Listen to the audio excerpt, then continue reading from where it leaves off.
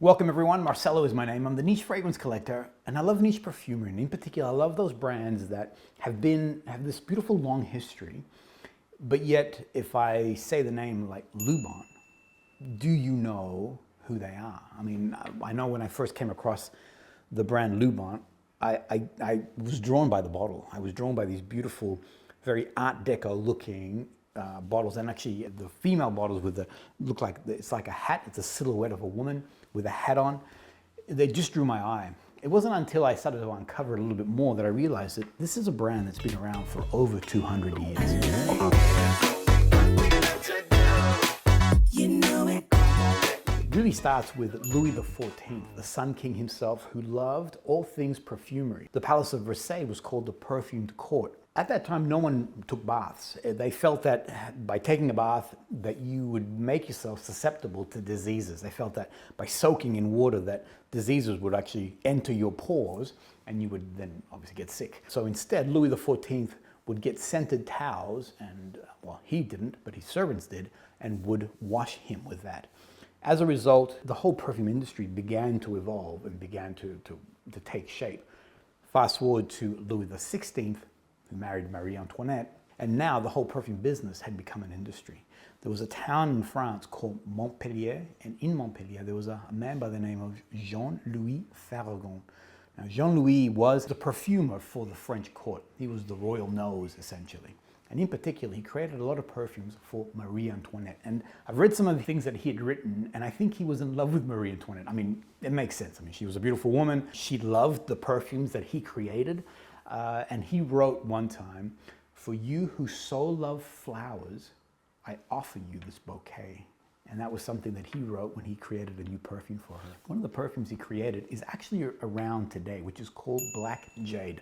I promise I'm going to do a video on that. That fragrance itself is spectacular. It's a beautiful floral fragrance that was made for Marie Antoinette. Now, around 1784, there was a young boy by the name of Pierre-François Lubin who became an apprentice. Monsieur Farragon quickly picked up that this boy was on it. He had a nose for perfumery and started to mentor him. Even after Marie Antoinette was under house arrest, the young Lubin apprentice would deliver fragrances that Monsieur Farragon was creating. So he also established a relationship with her. The story goes that the young Lubin boy bought the recipes from Monsieur Farragon and then created his own store. He would have been about 24 years old. So I'm going to say this, that young Lubin was very entrepreneurial, very ambitious, and he created his store in Paris and he called it Au Bouquet des Roses. And it really was a nod to the fact that he had had connections with Marie Antoinette and the royal court. At that time, there was a group of people called, and I don't know whether they called themselves this or whether they were called this, but they were called Les Incroyables, the Incredibles.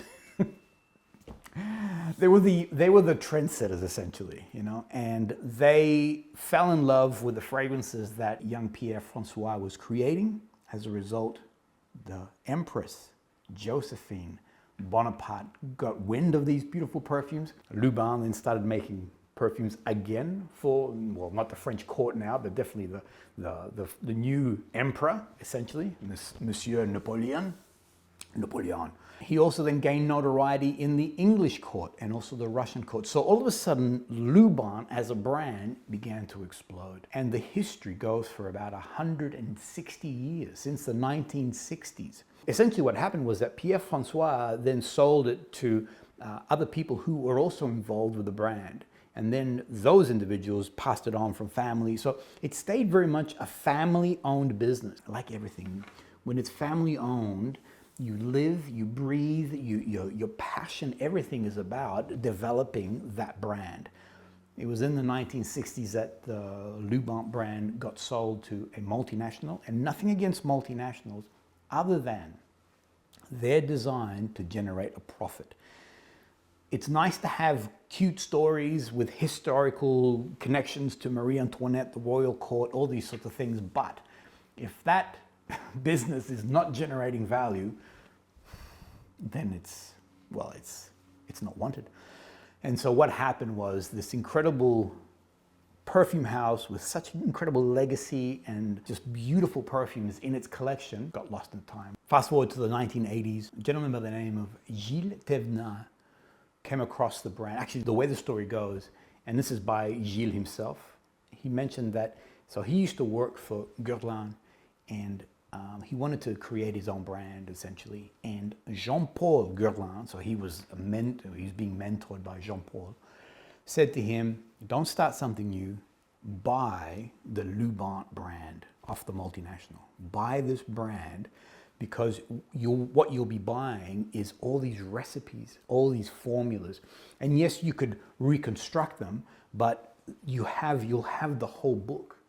So yeah, Gilles and two other partners, they bought Lubin and resuscitated this incredible, incredible house. The fragrance that I want to talk about today is Idole de Lubin. First release, 1962, then again in 2005, it was sort of reshaped, but now again in 2011. If I were to categorize this fragrance quickly, it's a spicy rum style fragrance, but something that that unlike any other spicy rum kind of fragrances that you might be familiar with. It opens up with a rum absolute, then saffron with some black cumin, a bitter orange peel. In the heart, you're looking at smoked ebony, frankincense, and cane sugar. And then in the base, leather, red sandalwood, amber, and rock rose. When I read the notes and then I smell the fragrance, I'm like,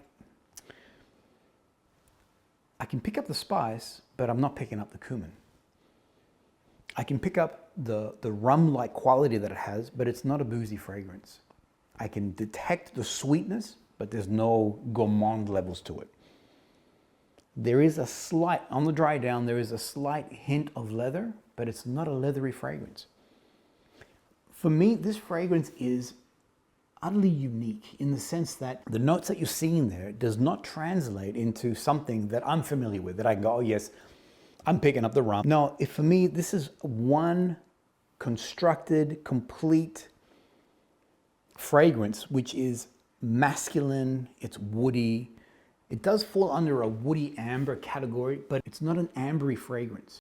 To say that it's a woody amber fragrance, I guess it gives you the wrong impression that it's a warm fragrance, that it has some sort of warmth.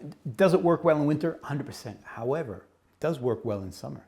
For me, I find that there is a lightness, even though there are those oriental notes and the spices and things of that nature. I can wear this in summer, and it doesn't sort of cloy my brain, or it doesn't feel like a heavy fragrance. It's unusual. At some stage, I actually thought there was lavender in this fragrance because it does have an aromatic lightness to it. I love that when I first encountered this fragrance, it reminded me something of when I was a boy. I'm going to say that it was my dad who was wearing a fragrance that had this kind of construct to it. I think what the key is that it is a really beautiful masculine fragrance. I know I always talk about that fragrances are unisex, and I completely believe that. I find that this one here, I'd be interested to know if there are any women that might be wearing Idole de Lubin, because for me, I find that it's a classy man. It's a gentleman's fragrance. It does have an aromatic quality that is a little bit reminiscent to the Creed. So I love Royal Oud, and I also love Bois de Portugal, and it has that kind of aromatic brightness to it. There are hints of leather, there are hints of spice, there are hints of that boozy component to it, but it's none of those. But at the same time, it's all of those. It's none, but it brings everything together beautifully. There is a slight spiciness, but it never, to my nose, it never overpowers. It never takes away from all the other notes, the other components that are in there. On the dry down, it does go woody. It does have a leather accent to it. This is awesome as a day fragrance for the office. It also wears well as an evening fragrance. It's something that it radiates, and in my view, it radiates class. It radiates a classy man. So there you have it, the House of Lubin, incredible collection of fragrances. So I'm going to talk about Black Jade. It is a little bit more feminine leaning in the sense that it's a beautiful floral fragrance. However, a man can easily wear that. I'd be interested if any women actually own Idole de Lubin. Does it work also on a woman? I'd love to know more about that. Thanks everyone, hope you enjoyed that. We'll see you guys all on the next episode. You know it.